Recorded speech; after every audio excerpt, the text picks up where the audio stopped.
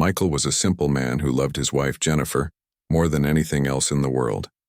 They had been married for 10 years, and every year, no matter how hard life became, he found a way to make their anniversary special. Sometimes it was just a home-cooked meal with candles, sometimes a walk through the park where they had first met, and sometimes a small gift that reminded Jennifer how much she meant to him. This year was different. It was their 10th anniversary, a milestone that meant everything to Michael. He wanted it to be unforgettable, something that would stay in Jennifer's memory for the rest of her life. For months, he had been thinking of ways to make the day shine brighter than the rest. Michael worked long hours at a local hardware store. The pay wasn't much, but he was honest and hardworking. On weekends, he would sometimes do extra handyman jobs for neighbors to earn a little more. Quietly, without Jennifer knowing, he saved up. Every dollar he put aside brought him closer to his dream gift for her. He didn't want anything grand or flashy. He knew Jennifer well. She wasn't someone who cared for luxury brands or expensive outings. She valued love, thoughtfulness, and meaning above all else. That's why, after much searching, Michael chose a delicate necklace with a heart-shaped pendant. It wasn't huge or over the top, but it had a timeless beauty. More importantly, to Michael, it symbolized their journey together, the love, the struggles, and the years of standing side by side. The day finally arrived. Michael woke up early and quietly left the house. He wanted to prepare a surprise dinner for Jennifer in their own backyard. Their home was small but warm, filled with memories of laughter, arguments, and moments of silence where just being near each other felt enough. He spent the whole afternoon cleaning the yard, trimming the grass and setting up a simple but beautiful decoration. Strings of fairy lights stretched across the fence, giving the space a gentle glow as evening came. A small table with a white cloth stood in the middle, with Jennifer's favorite flowers, sunflowers, arranged in a vase. He cooked her favorite meal, spaghetti with homemade sauce, and baked a small chocolate cake for dessert. By the time Jennifer came home from work, everything was ready. She stepped through the back door, her tired eyes scanning the yard. For a moment she froze, then her lips parted and she whispered, "Michael, what is this?" Her voice trembled with surprise and her eyes sparkled under the soft lights. Michael walked toward her, smiling. "Happy anniversary, Jen, 10 years together. I wanted to make tonight special." She covered her mouth with her hands, her heart swelling with emotion. "You did all this just for me?" Michael nodded. "Of course. You deserve it." As she walked to the table, Michael reached into his pocket and pulled out the small velvet box. Jennifer's eyes widened and her hands trembled as he opened it, revealing the necklace. "Michael," she breathed, tears already forming. He gently lifted the necklace and stepped behind her, fastening it around her neck. "This is just a reminder," he said softly, "that no matter what we go through, my heart is always yours." Jennifer turned to face him, her eyes glistening. "It's beautiful. I love it." She threw her arms around him, hugging him tightly. In that moment, nothing else mattered. It was just the two of them, standing together in the glow of the lights, grateful for the love that had carried them this far. But happiness doesn't always last unchallenged. Their neighbor, Karen, was someone who never missed a chance to complain. She lived alone, and her reputation in the neighborhood was well known. She was quick to find faults, whether it was someone's lawn not being trimmed perfectly, children playing too loudly, or a car parked slightly over the line. Tonight, she had been looking out her window when she saw the backyard lights flicker on. Curiosity drew her to her fence, and as she peeked over, her sharp eyes landed on the glowing table, the necklace, and the couple embracing. Her lips tightened into a thin line. "What's going on here?" Karen suddenly called out, her voice slicing through the soft atmosphere. Michael turned, startled, and saw her leaning over the fence with suspicion written all over her face. He sighed inwardly. The last person he wanted to deal with tonight was Karen. "It's our anniversary, Karen," he said politely. "Just celebrating," Jennifer added with a smile, trying to keep the peace. "Michael made me dinner." "Isn't it sweet?" Karen's eyes dropped to the necklace around Jennifer's neck and they narrowed immediately. "And what's that?" she asked sharply. "That necklace, where did you get it?" Michael kept his tone calm. "It's a gift. For my wife." Karen folded her arms. "A gift, huh? On a hardware store paycheck? That looks expensive. Are you sure you didn't get it through other means?" Jennifer gasped. "Excuse me." That's insulting. Karen tilted her head, refusing to back down. People don't just buy things like that when they're scraping by. Something doesn't add up. Michael clenched his jaw but forced himself to remain steady. Karen, it's nothing like that. I worked extra hours and saved up. Please just let us enjoy our night, but Karen wasn't convinced. She took a step back, pulling her phone from her pocket. We'll see about that. I'm calling the police. If there's something suspicious going on, they need to know. Jennifer's eyes widened in shock. Karen, are you serious? This is our anniversary. He gave me a necklace, that's all. Karen shook her head, her lips pressing into a smug smile. Better safe than sorry. If you two are innocent, you'll have nothing to worry about. With that, she disappeared into her house, already dialing 911. Michael and Jennifer stood frozen for a moment, the weight of her actions settling heavily on them. The lights around them, once magical, now seemed harsh and unforgiving. Jennifer turned to her husband, her voice shaky. Michael, what do we do? She's really calling them. Michael took her hand gently. His heart ached. He had only wanted to give his wife happiness, and now it was turning into a nightmare. We'll face it together, he said softly, though inside he was filled with dread. Their perfect evening had suddenly been overshadowed by fear, and the sound of distant sirens in the night would soon confirm that their troubles were only beginning. The night air felt heavier than usual.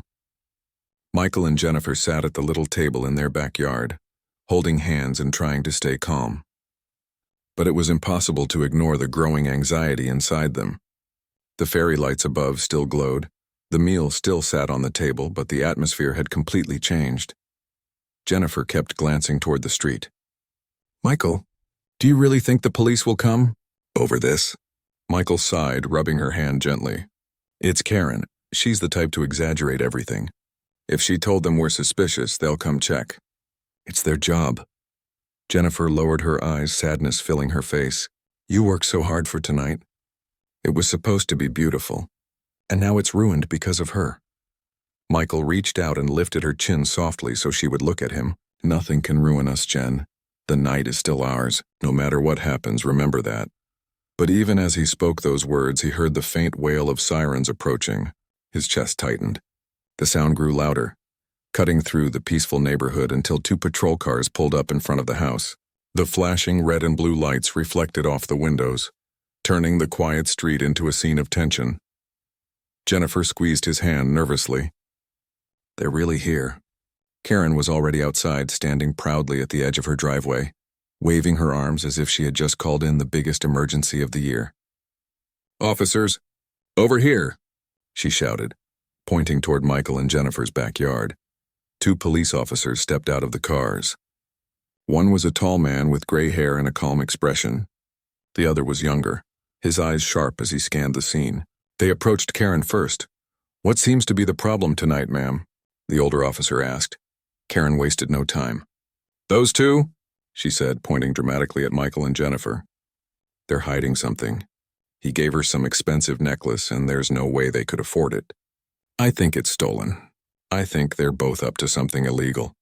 The younger officer raised his eyebrows but said nothing yet. The older one nodded slowly. All right, ma'am.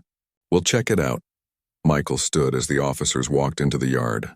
He tried to keep his voice steady. Good evening, officers. I can explain. Jennifer remained seated, her face pale, clutching the necklace with trembling fingers as if holding on to it would prove its innocence. The older officer held up his hand in a calm gesture. Sir, let's take this one step at a time. We received a call from your neighbor here, reporting possible suspicious activity. Can you tell me what's going on tonight?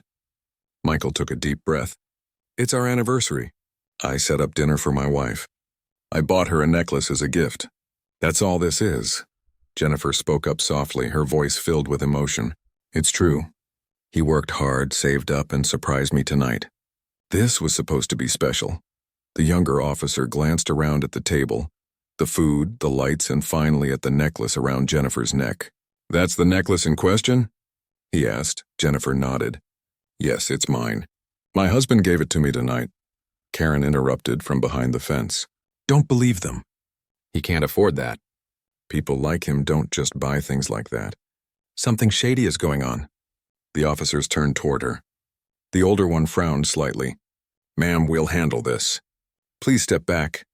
Karen huffed but stayed close enough to keep watching, her arms crossed tightly as if she was certain she would be proven right. The officers turned their attention back to Michael. Sir, the older one said, do you have proof of purchase for the necklace? Michael hesitated. The receipt? Yes, I think I still have it. It should be inside the house. Jennifer quickly stood. I'll get it, she said, rushing inside. The younger officer's gaze stayed on Michael, sharp and searching. You said you bought this recently? From where? Michael nodded. Yes, from a jewelry store downtown. I paid for it with cash I saved from extra jobs. I can give you the name of the store if you want. A moment later, Jennifer returned, holding a small folded receipt. She handed it to the older officer with trembling hands. He unfolded it and studied the print. Purchased last week. Necklace, heart pendant. Paid in full. He looked up at Michael. This matches your story. Jennifer's eyes filled with tears of relief. See, it's real. He didn't do anything wrong. But Karen wasn't satisfied. She stepped closer again, raising her voice. That doesn't prove anything. He could have faked it, or maybe he returned something stolen and got that receipt in exchange. The younger officer looked irritated now. Ma'am, unless you have actual evidence of a crime, I suggest you let us do our job. Karen's face reddened, but she refused to back down. You're making a mistake. They're lying, I know it. People like them always lie. Jennifer's heart broke at those words. She whispered to Michael, why does she hate us so much? What did we ever do to her? Michael wrapped an arm around her shoulders, steadying her. She doesn't hate us, Jen. She just sees the world differently. Some people can't stand when others are happy. The older officer folded the receipt and handed it back to Michael. His tone softened. Sir, ma'am, from what we can see, there's no crime here. You're celebrating your anniversary, and you have proof of purchase for the necklace. That's the end of it. Jennifer let out a shaky laugh, tears spilling down her cheeks. Thank you. Thank you so much. Michael nodded, relief spreading through him. I appreciate your understanding, officers. But before they could leave, Karen raised her voice again. You can't just walk away. Arrest them both. They're tricking you. I'm telling you, they're guilty of something. The younger officer finally turned to her, his patience gone. Ma'am, filing false reports is a serious matter. If you continue making baseless claims, we may have to take action against you instead. Karen froze, her eyes widening. You'd arrest me? The officer's gaze was firm. If you waste police time with false accusations, yes. Now, unless you have real evidence, I suggest you go back inside and let these people enjoy their evening. For the first time that night, Karen fell silent. She glared at Michael and Jennifer. Her face twisted with frustration, then turned sharply and stomped back into her house, slamming the door behind her. The street grew quiet again. The officers gave Michael and Jennifer one last nod. Enjoy the rest of your evening, and congratulations on 10 years. As the patrol cars pulled away, the flashing lights faded into the distance, leaving only the soft glow of the fairy lights in the yard. Jennifer leaned against Michael, her tears still falling but now mixed with relief. I thought we were going to lose everything tonight. She almost destroyed our anniversary. Michael kissed the top of her head gently. But she didn't, we faced it together. And that's what matters. They sat back down at the table, holding hands across the plates of food that had gone cold, but still carried the love Michael had poured into making them. The night was no longer perfect, but it was real. And in their hearts they knew their love had passed yet another test. The night after the police left, Michael and Jennifer sat together at the backyard table, trying to bring back the feeling of joy they had before Karen interfered. The food was cold, the cake untouched, but neither of them cared much. They held each other's hands, whispering small words of comfort, reminding themselves that their love mattered more than anything. But deep inside, both felt uneasy. Karen had stormed back into her house, humiliated after the police warned her. Yet Michael knew she wasn't the type to simply let things go. She was stubborn, proud, and always looking for ways to prove herself right. Jennifer leaned against him. Michael, do you think she'll try something else? Michael sighed, stroking her hair softly. I hope not, Jen. The police made it clear there was nothing wrong. But with Karen, you never really know. Jennifer bit her lip, her eyes glancing at the fence where Karen had stood only an hour earlier. It's like she wants to ruin us. Why? What have we done to her? Michael kissed her forehead gently. Some people can't stand seeing others happy. Maybe she's lonely. Maybe she's bitter. Whatever it is, we can't let her destroy what we have. They blew out the candles and went inside. But even as Jennifer rested her head on his shoulder that night, Michael stayed awake for hours, his mind restless with worry. The next morning, Michael left for work early. At the hardware store, he tried to focus on helping customers, stocking shelves, and carrying supplies. But he couldn't shake the feeling that Karen might be planning something. He knew her pattern. She wasn't satisfied unless she had the last word. And he was right. While Michael worked, Jennifer stayed at home, cleaning up the yard and putting away the decorations from their anniversary dinner. Around mid-afternoon, she heard a knock at the door. Wiping her hands on a towel, she opened it only to find Karen standing there with a clipboard and a smirk. Jennifer froze. "Karen, what are you doing here?" Karen lifted the clipboard proudly. "I've filed a complaint with the Homeowners Association. Noise disturbance, illegal decorations, and suspicious financial behavior. I have every right to demand they investigate you." Jennifer's jaw dropped. "What? We weren't disturbing anyone." "We had dinner in our own backyard." Karen shrugged. "Rules are rules. You can't just set up flashy lights and act like you're the only ones who matter. And that necklace? I'm not letting this go. I've already contacted the HOA president. Expect a hearing soon." Jennifer felt her heart sink. "Karen, why are you doing this?" "What do you want from us?" Karen's smile faded into a cold glare. "I want honesty. I want fairness. People like you shouldn't think you can get away with bending the rules." She turned sharply and walked away before Jennifer could respond. Jennifer closed the door slowly, her hands trembling. When Michael came home that evening, she told him everything. "She's trying to drag us into trouble with the HOA now," Jennifer said, her voice shaky. "She filed complaints about the lights, the dinner, even about your gift. She's not stopping."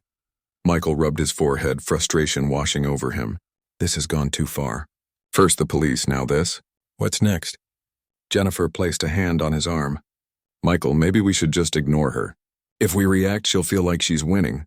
Michael shook his head. "Ignoring her doesn't work.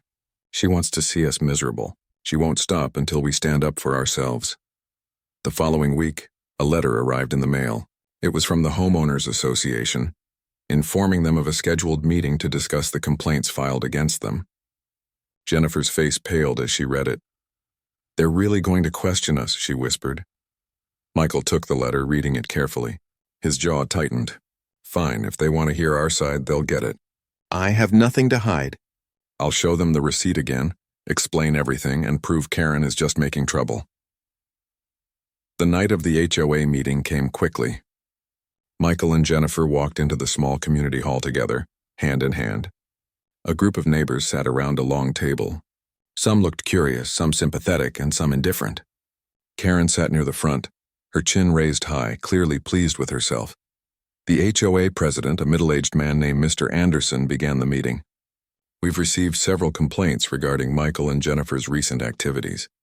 Tonight we'll give both sides a chance to speak." Karen wasted no time. She stood and began her speech. "For years I've watched this couple. They think the rules don't apply to them. On their so-called anniversary, they had loud lights, music, and suspiciously expensive gifts. I believe they are not being truthful about their finances. This kind of behavior lowers the standards of our neighborhood." Murmurs filled the room. Some neighbors frowned. Others shook their heads at Karen's bold accusations. Mr. Anderson turned to Michael. "You may respond." Michael stood slowly, his voice calm but strong. "First of all, thank you for giving me a chance to speak. My wife and I celebrated our 10th anniversary in our backyard. We decorated with a few fairy lights, had dinner, and I gave her a necklace I bought with my own hard-earned money. I worked extra jobs to save for it. Here's the receipt if anyone needs proof." He held it up, passing it to Mr. Anderson, who studied it carefully. Michael continued. "We weren't loud. We weren't disruptive. We were simply celebrating our marriage. That's all. Karen has decided to make it her mission to destroy our happiness, but there's no truth to her claims." Jennifer added softly, her voice full of emotion. "We've lived here peacefully for years. We've never broken rules. All we want is to live quietly and love each other." The room fell silent for a moment. Then one of the neighbors, an older woman named Mrs. Miller, spoke up. "I was sitting on my porch that night. I didn't hear any noise. I saw the lights and I thought it looked beautiful. They weren't disturbing anyone. Another neighbor nodded. Same here. Karen is exaggerating. Karen's face flushed red. You're all blind. You don't see what I see. They're hiding something. Mr. Anderson raised a hand, silencing the room. Enough, we've heard both sides. Based on the evidence and testimonies, there's no violation here. Michael and Jennifer are free to celebrate their anniversary. Case closed. Jennifer let out a breath of relief, squeezing Michael's hand. But Karen slammed her papers on the table and stormed out, her heels echoing angrily against the floor. That night, back at home, Jennifer hugged Michael tightly. We won again. But I'm scared, Michael. What if she doesn't stop? What if she finds another way to come after us? Michael held her close, his voice steady. Let her try. Every time she attacks us, we'll face it together. As long as we have each other, she can't break us. Jennifer buried her face in his chest, tears streaming down her cheeks. I just want peace. I just want to live without fear. Michael stroked her hair. And you will, Jen, I promise. But I think this isn't over yet. Karen isn't the type to quit. We need to be ready for whatever comes next. Outside, the neighborhood was quiet again, but behind the dark windows of Karen's house, plans were already forming. She hadn't given up. If anything, she was more determined than ever, and Michael knew it. For a few days after the homeowners association meeting, Michael and Jennifer finally felt a little peace. They walked around their yard, smiled at their supportive neighbors, and even managed to laugh again. The relief of winning against Karen in front of the HOA brought them comfort, but it didn't erase the shadow she had cast over their lives.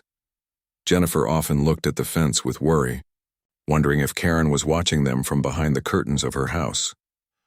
Michael reassured her, but deep down he knew his wife's fears weren't unfounded. Karen had stormed out of the HOA meeting humiliated, and she was not the type to let go of a grudge. One evening, as they sat on the porch together, Jennifer whispered, Michael, do you think she's planning something else? Michael's jaw tightened. He wanted to protect her from more stress, but he also believed honesty mattered. Yes, Jen, I think she's not finished. But whatever she does, we'll face it together. A week later, it began again. Michael came home from work to find Jennifer pale and shaken. On the kitchen table lay a stack of letters, official-looking papers with bold headings. Michael, Jennifer said, her voice trembling. Look at this. She's filed more complaints. Not just with the HOA this time. She contacted the city. She's saying we're violating safety codes. Michael picked up the papers, scanning through them. Karen had written detailed claims about their backyard lights being a fire hazard, about suspicious financial activity, and even about their house needing inspection. Jennifer hugged her arms to her chest. She wants them to come into our home, Michael. She wants them to search everything. Michael clenched his fists. This is harassment. She's crossing every line. We've done nothing wrong, and she keeps trying to drag us down. Jennifer's eyes filled with tears. Why us? Why can't she leave us alone? Michael took her hand gently. Because, Jen, we have what she doesn't love, and she can't stand it. Days later, inspectors arrived at their home. They were polite but firm, explaining that they were required to follow up on the complaints. Michael cooperated, showing them the yard, the lights, the house. The inspectors walked through carefully, checking electrical outlets, smoke detectors, and wiring. After a long hour, they left, shaking their heads. Everything's in order, one of them told Michael. These complaints don't hold weight. You're fine. Jennifer sighed with relief, but Michael could see the toll it was taking on her. Her shoulders were heavy, her eyes tired. Each time Karen struck, Jennifer's spirit dimmed a little more. That night, as they ate dinner quietly, Jennifer whispered, Michael, I feel like we're living under attack. Every time I hear a car stop outside, I'm afraid it's someone here because of her. Michael reached across the table, holding her hand. Jen, listen to me. She wants to break us, but she won't succeed. We'll keep proving her wrong, and one day she'll realize she can't touch us. But Karen wasn't done. After her complaints to the city failed, she moved on to spreading rumors. At the grocery store, neighbors whispered that Karen had been telling people Michael was hiding money or doing something dishonest to afford the necklace. Jennifer heard it first. She was shopping for vegetables when two women glanced at her and then quickly turned away, murmuring. She overheard one say, That's the woman with the necklace. Did you hear what Karen said? Jennifer walked past them, her cheeks burning. When she came home, she broke down in tears. She's poisoning everyone against us, Michael. People are starting to believe her lies. Michael wrapped his arms around her. Then we'll show them the truth. We won't let her win. Actions speak louder than rumors. The breaking point came one Saturday afternoon. Michael was in the front yard fixing the mailbox when a police car pulled up again. His heart sank. Jennifer stepped outside, her face pale. Karen appeared from her house almost immediately, walking briskly toward the officers. "Officers! They're at it again!" she shouted, pointing at Michael. "You need to arrest them this time. Enough warnings. He's hiding something." Michael put down his tools and walked toward the officers calmly. "What is it this time?" he asked, his voice steady though his chest felt heavy. The older officer from before stepped forward. He recognized Michael immediately and gave him a tired look. "We received another call. Same address, same accusations." Michael gestured toward Karen. "From her?" The officer nodded slightly. Jennifer's voice cracked as she spoke. "Please, this has to stop. We've done nothing wrong. She's harassing us." Karen's face turned red with fury. "Don't listen to them. They're tricking you, I know it. You'll regret ignoring me." The officer sighed. He turned to Karen, his voice firm. "Ma'am, this is the third time we've come here on false claims. You've wasted our resources and you're disturbing peaceful residents. If you continue, we'll be forced to take action against you." Karen froze, her mouth opening and closing. But I'm right." The younger officer crossed his arms. "No, ma'am. There is no evidence of a crime. None. If you call us again without proof, you may face charges for misuse of emergency services." For a long moment, Karen stood silent, her face pale with shock. Then with a sharp turn, she stormed back into her house, slamming the door so hard the windows rattled. Michael and Jennifer stood together, their hands intertwined as the officers left. The street was quiet again, but their hearts were still racing. Jennifer whispered, "Michael, I can't take much more of this.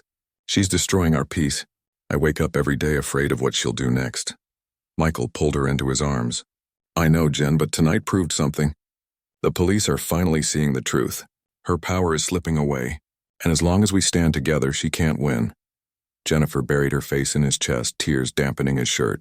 "I just want to live in peace. I just want to enjoy life with you." Michael stroked her back gently. "And you will, Jen. She can throw all her storms at us, but we'll still stand." "Because love is stronger than hate." The words settled in the quiet evening. For the first time in weeks, Michael felt a flicker of hope. Karen was stubborn, yes, but even she could not fight forever against the truth. Still, deep inside, he knew the battle wasn't over. Karen had been warned, but her pride would not let her stop easily. The war between them was reaching its peak, and the final test of their strength and love was still to come. The weeks that followed Karen's last warning were tense for Michael and Jennifer. They tried to return to normal life, cooking together, laughing, spending quiet evenings, but every sound at the door made Jennifer jump. Every knock on the fence or car engine outside made her heart pound. Still, Michael kept reassuring her with gentle words and steady presence. One Saturday morning, Jennifer was in the garden planting herbs. Michael was repairing a loose board on the porch. The sun was warm, the breeze gentle. For a moment, the world felt like it could be calm again. Then the front gate creaked open. Karen stepped out, walking toward them with furious energy. In her hand, she held yet another stack of papers, this time even more official-looking than before. Michael stood up, placing the board aside. "Karen, what do you want now?" he asked softly. Jennifer stopped her planting and stood beside him, worry showing in her eyes.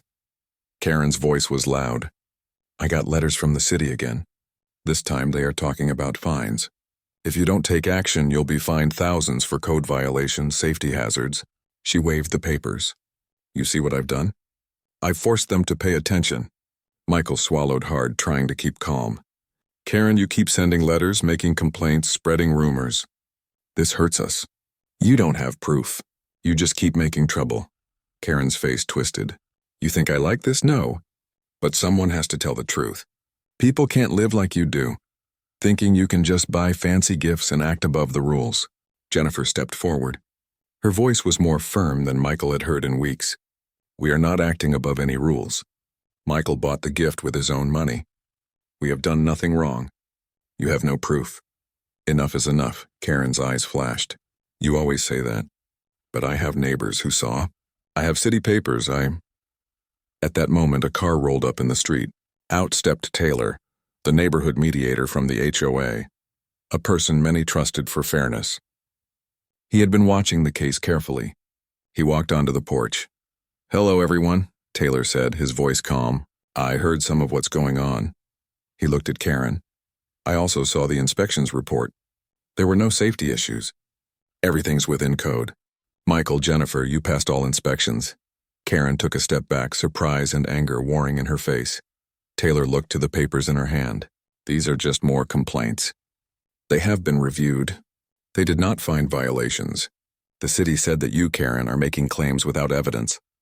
Jennifer's chest loosened with relief. She took Michael's hand. Michael's voice was steadier now. "I want everyone to know we respect the rules. We respect the neighborhood. We love our home. But this constant harassment has gone too far." Taylor nodded. "I agree. It is unfair to file so many complaints if you believe someone is guilty without proof." He turned to Karen. "You are free to express your concerns. That is your right.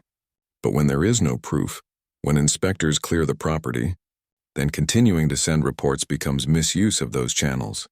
Karen opened her mouth, like she wanted to say something, but no words came. Jennifer felt tears of relief and joy. She hugged Michael's arm. Taylor addressed both of them.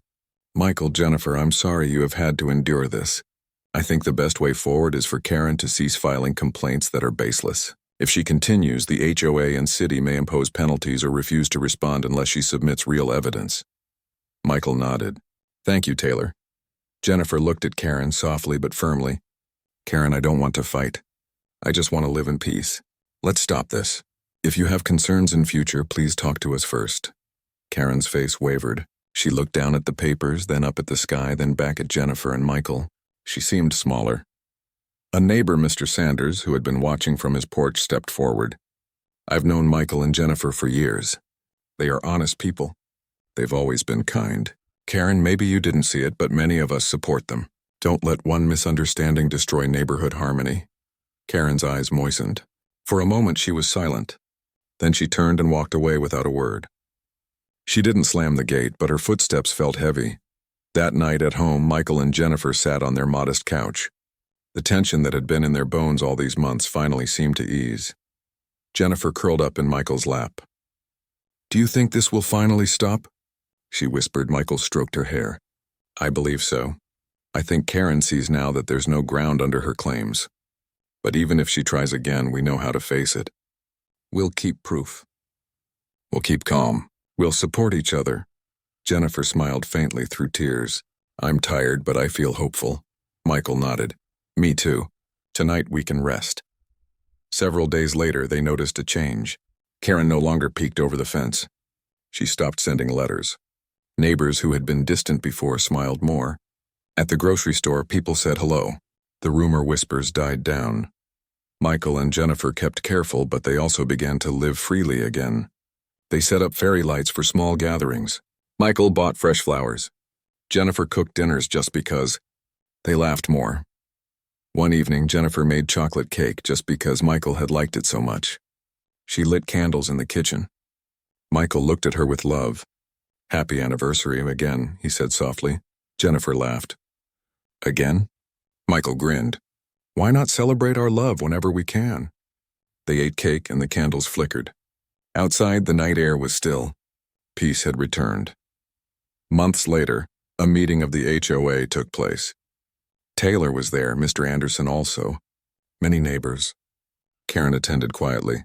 When the president called for any new complaints, no one raised hand except Karen. Karen stood, voice low. I want to say I am sorry. I made many complaints without evidence. I caused fear and sadness. I see now that I was wrong. I hope you can forgive me." The room was silent. Then Jennifer stood. "Thank you, Karen," she said. "It means a lot to hear that." "I forgive you," Michael nodded. "We all live here together. Mistakes happen. What matters is we try to do better." Mr. Anderson smiled. "Let's move on then. Let's welcome peace." That night, Michael and Jennifer sat on the porch. The air smelled of jasmine. The stars were bright. They held each other's hands. Jennifer looked at the lights along the fence. "You know, Michael, none of this could have happened without you standing strong. Michael kissed her forehead. I only did what love asked me to do. Jennifer smiled, tears in her eyes.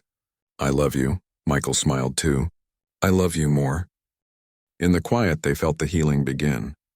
The fear, the rumors, the police visits, all those storms had passed.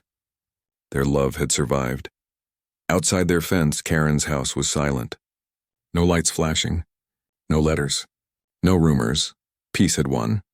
The quiet after the police warning gave Michael and Jennifer a small breath of relief. For a few days, life almost felt normal again. They sat on the porch, shared coffee, and talked about their future. But even in those peaceful moments, both of them knew Karen's silence wasn't the end. Jennifer often glanced toward Karen's house. The curtains were always drawn and no one saw her outside. That silence was almost worse than her shouting. It felt like the calm before a storm. One night, as Michael was locking up the doors, Jennifer whispered, "Do you think she's planning something bigger?" Michael's voice was steady, but his heart was heavy. "Yes, Jen, she's too angry to stop here. But when she tries again, we'll be ready." Karen's last attempt had happened on a bright Saturday morning. The sun was shining and Jennifer was in the kitchen preparing pancakes. Michael was outside trimming the hedges, humming quietly. For the first time in weeks, everything felt ordinary. Then suddenly a loud siren pierced the air. Michael dropped the clippers and turned toward the street. Another police car was pulling up, but this time 2 more cars followed. His chest tightened. He could see Karen standing on her lawn, waving her arms wildly and shouting at the officers. Jennifer rushed outside, her apron still on. "Michael, not again," she whispered, clutching his arm. Karen's voice carried across the neighborhood. "There, arrest them both. I told you they were dangerous. This time you have to listen." Neighbors came out of their houses, watching. Whispers filled the air. Everyone was tired of Karen's drama, but now it looked more serious. Michael stepped forward calmly. "Officers, what's the complaint this time?" The lead officer, the same one who had warned Karen before, looked tired. "She reported that you were hiding stolen goods in your house. She claimed she saw suspicious activity." Jennifer gasped. "That's a lie." The officer held up his hand. "We know, ma'am. But when a report like this is filed, we are required to check." "Please understand," Michael nodded. "You're just doing your job. Come inside. We have nothing to hide." The officers entered the house, looking through every room. They checked closets, the garage, even the basement. Jennifer followed them, her hands trembling. Michael stayed calm, though his jaw was tight. Karen stood outside the whole time, arms crossed, her face smug. She was certain this time she had finally ruined them. But after nearly an hour, the officers came out shaking their heads. "There's nothing here," the lead officer said. "Everything is in order again."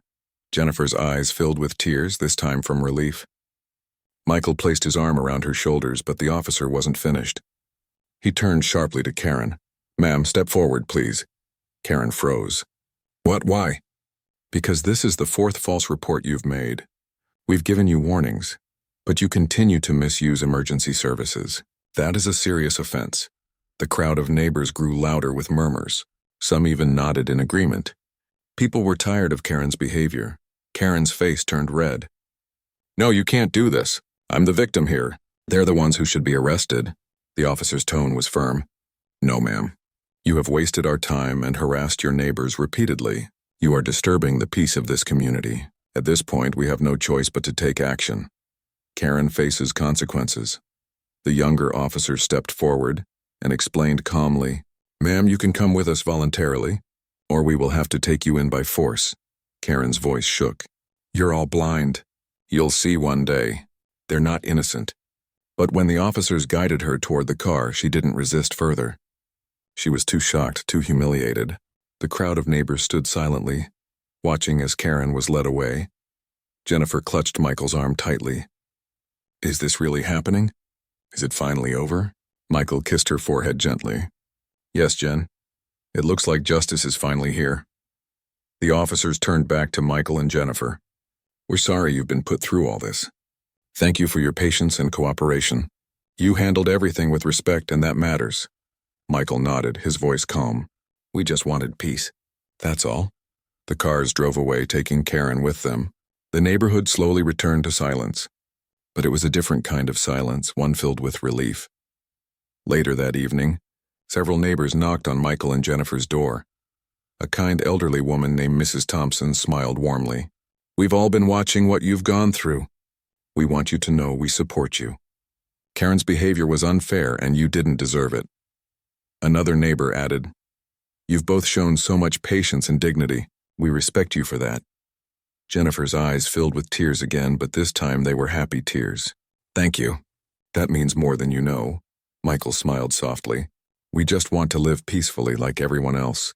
From that night on, things began to change. Neighbors who once kept their distance now waved warmly. Some even invited Michael and Jennifer over for coffee or dinner. Slowly, the heavy cloud that Karen had brought over their lives began to lift. Weeks passed and Karen's house remained quiet. Without her shouting, the neighborhood felt brighter, calmer. Flowers bloomed in gardens, children played on the sidewalks, and peace returned. But inside, Michael and Jennifer were still healing. One evening, they sat together on the porch, watching the sunset. Jennifer leaned against Michael's shoulder. "I still feel shaken sometimes. Like she's going to show up again." Michael held her hand. "I know. Trauma doesn't disappear overnight, but we'll get through it together." Jennifer looked at him with tears in her eyes. "Michael, through all of this, the only thing that kept me strong was you. Your calmness, your patience. It saved me." Michael kissed her hand gently. "And the only reason I stayed strong was because of you, Jen. We leaned on each other. That's why we survived this storm." Jennifer smiled softly. "Then let's promise each other this. No matter what storms come, we'll never let them break us." Michael nodded firmly. "I promise." Months later, life felt normal again. Their anniversary necklace no longer carried fear. It became a symbol of endurance. Jennifer wore it proudly, not as a jewel, but as a reminder of their love's strength. One morning, Michael noticed Jennifer standing in front of the mirror. "Touching the necklace gently, thinking about everything?" he asked softly. Jennifer nodded. "Yes, this necklace started all the chaos. But now it feels different. It feels like victory." Michael smiled. "Because love won." She turned to him, her eyes shining. "Yes, Michael. Love won." They embraced, and for the first time in a long time, their hearts felt light. As they sat on their porch that evening, neighbors waved as they walked by. Children laughed in the distance. The sky glowed with soft colors of sunset. Michael looked at Jennifer and whispered, "This is what we fought for. Peace, love, and us." Jennifer rested her head on his shoulder, smiling. "And no one can take that away." The past was filled with chaos, but the future stretched out with hope.